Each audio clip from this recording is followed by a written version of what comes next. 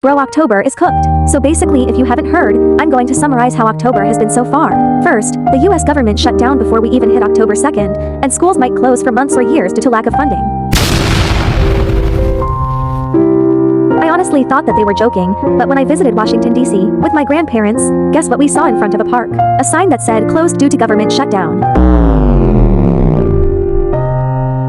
But today, during Parisi, I heard my friend talking about some sort of thing between America and Russia.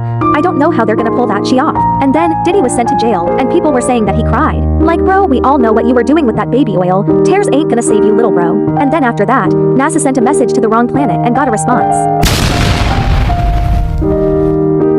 First of all, what do you mean you got a response? Second of all, what do you mean the wrong planet? For all we know, you guys were trying to message Mars and missed so bad that the message got sent to another universe. And then NASA discovered life on one of Saturn's moons. And as if humanity isn't cooked enough, scientists are trying to bring back things like dinosaurs and woolly mammoths. And then they just tell us to chill and focus on choosing Halloween costumes. Like, sir, you told us that when two space donuts collided, please actually consider that aliens won't be coming over for tea.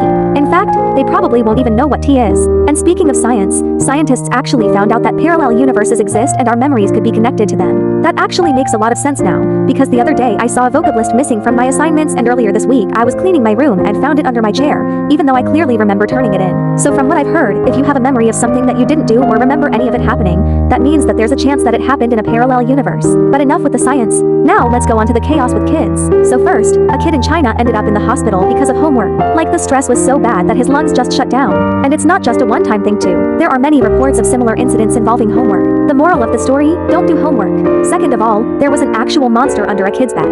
Let me explain. So basically, a kid told his mom that there was a monster under his bed, so she checked to prove him wrong and found a grown-up man under the bed. It turned out the man was the old resident of the house and was actually supposed to stay away from the family, but he escaped before the cops could catch him. Moral of the story: always check under your bed.